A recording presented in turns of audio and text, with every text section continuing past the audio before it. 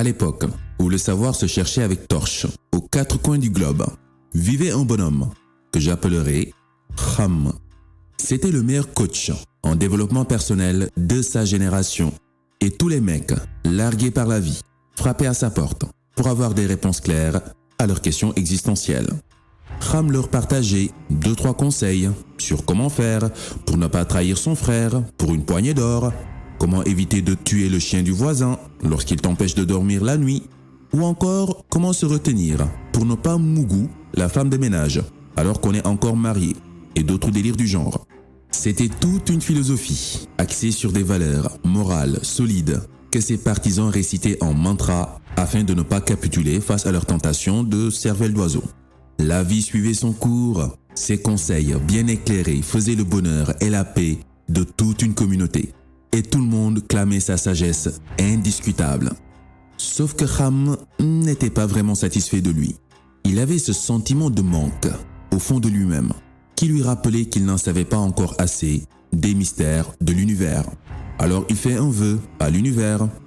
S'il existe une personne beaucoup plus connaisseur que moi, qu'il se manifeste afin que je puisse approfondir ma science et boucher mes lacunes. Son souhait fut exaucé. Lors d'un voyage, il rencontre une personne, un étrange personnage d'ailleurs, avec un look qui attirait plus la pitié que la sympathie. Une sorte de clochard qui pue la pisse, que je nommerai Kham Kham. Kham lui demande alors: « Puis-je te suivre pour que tu me partages un peu de ta sagesse ?»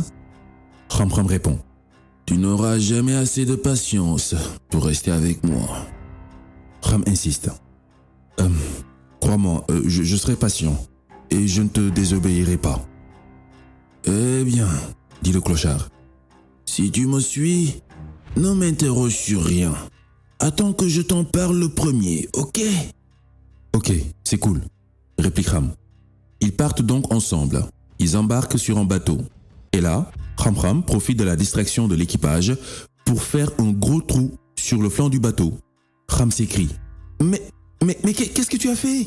Ouh là là ! Tu veux noyer tout le monde ? Ne t'avais-je pas dit que tu n'aurais pas assez de patience pour rester avec moi ? Rétorque Kham Kham. Désolé, j'avais oublié. Je tâcherai de me taire pour la suite, s'excuse Kham. Puis ils reprirent ensemble leur route et firent la rencontre d'un jeune homme. Kham Kham se jette sur le bonhomme et lui envoie des coups de poing en rafale, low kick, balayette, avant de le terminer à mort au sol. Quoi ? S'indigna Kham. Tu viens de tuer un être innocent ? Mais c'est affreux. T'es un gros malade en fait. Ne t'avais-je pas averti ? Dit l'étranger. Ne t'avais-je pas averti que tu n'aurais pas assez de patience pour supporter ma compagnie ?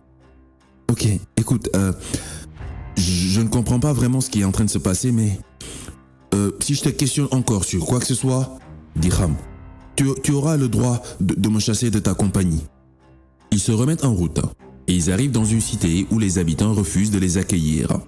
Ils voient ensuite un mur qui menace de s'écrouler. Kham Kham le redresse sans rien demander en retour. Tu pourrais au moins réclamer un salaire pour ce travail, réclame Kham.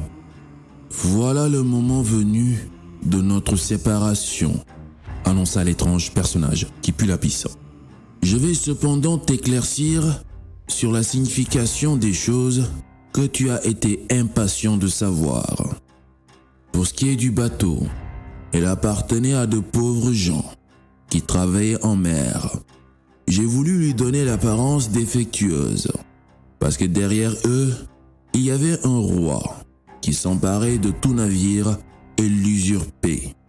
Quant au jeune homme, il avait pour père et mère des gens justes avec de bonnes valeurs, mais il risquait de les entraîner dans sa rébellion et sa délinquance.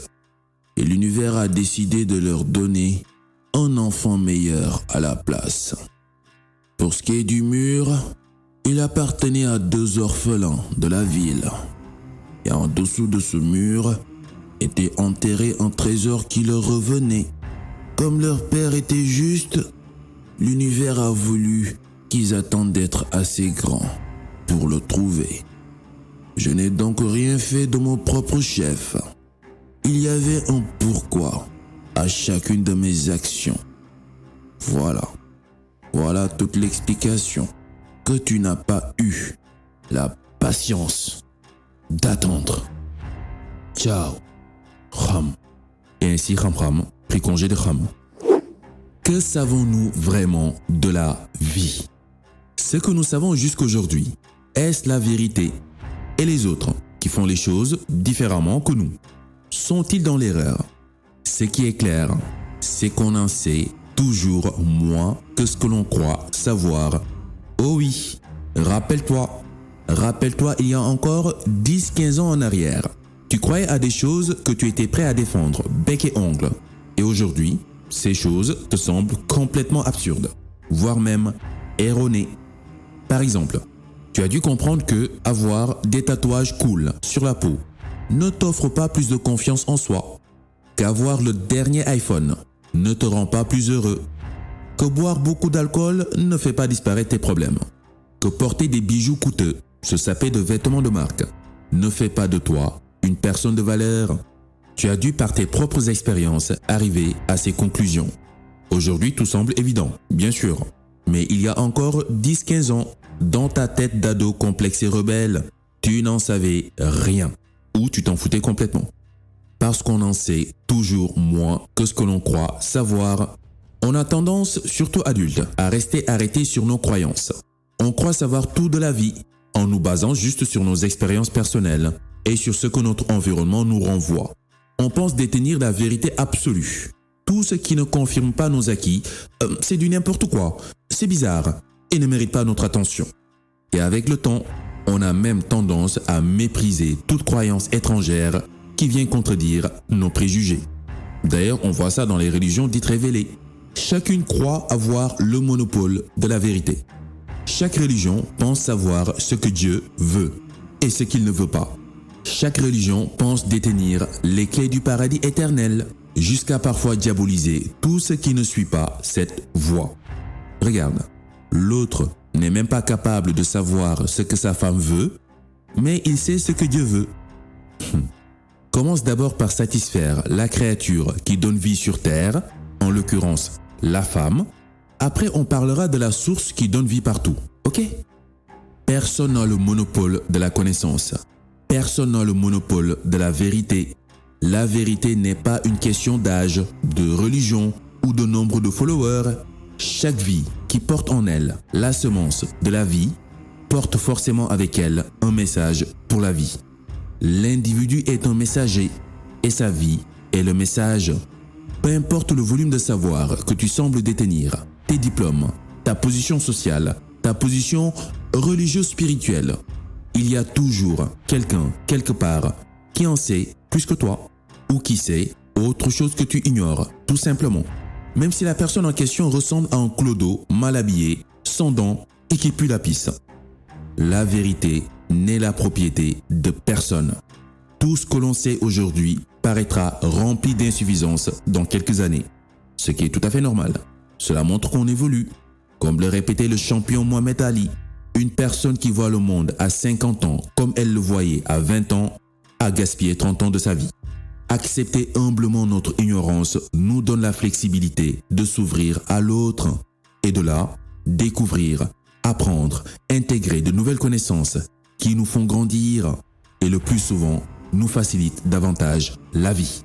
Et même si on y réfléchit bien, si on est vraiment sur Terre pour apprendre et évoluer, le jour où l'on aura tout compris, je ne pense pas qu'on passera une seconde de plus sur Terre. Voilà, j'ai hâte d'avoir ton avis en commentaire. Qu'est-ce que tu en penses? Tu peux aussi me partager en commentaire les sujets que tu aimerais que j'aborde dans les prochaines vidéos. Et si tu veux donner de la force à mon travail, laisse-moi un gros like et partage. Merci encore à toi pour ton attention. C'était les chroniques by Demba. Sur ce, à la prochaine.